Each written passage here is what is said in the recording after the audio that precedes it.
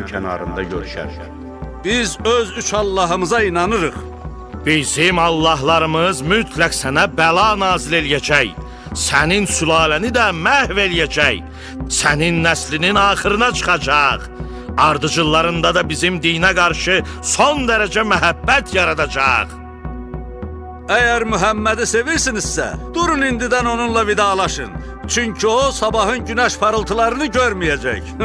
Mənim 80 yaşım var.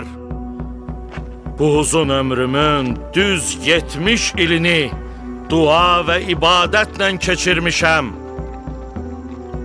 Mən sabah 70 illik ibadətimin nəticəsini görüb sizin böyüyünüz üçün bəla istəyəcəm. Bu ne değil? Bu ne danışır?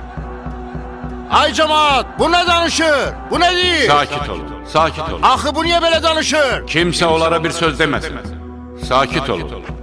Mən bu iki nəfərə aman vermişəm ki, sözlərini arxayın və rahat deyə bilsinlər. Əyləşin.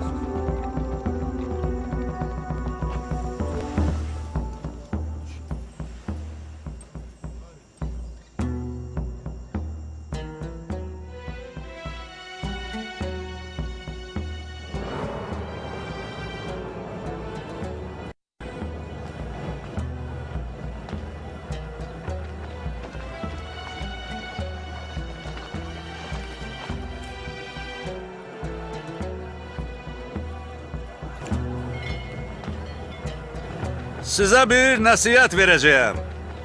Eğer biz ikimiz bugün Muhammed'e bela nazil eleyebilsek, bizden gileylenmeyin. Bunu o özü istedi.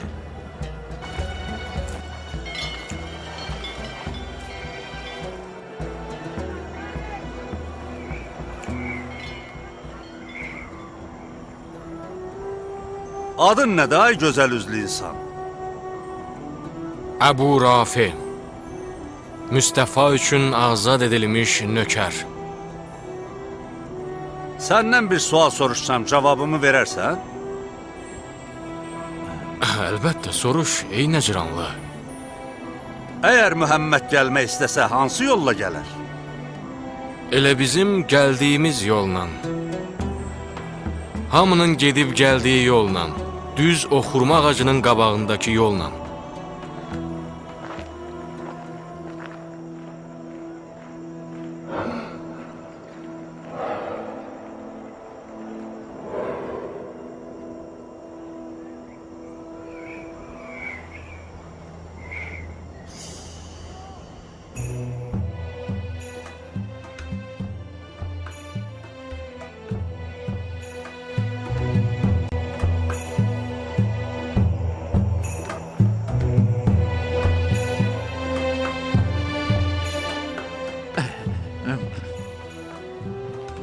Ey Ebu Rafi, de görün Muhammed'in belaya tuş gelmek için özüyle getirdikleri kimlerdi?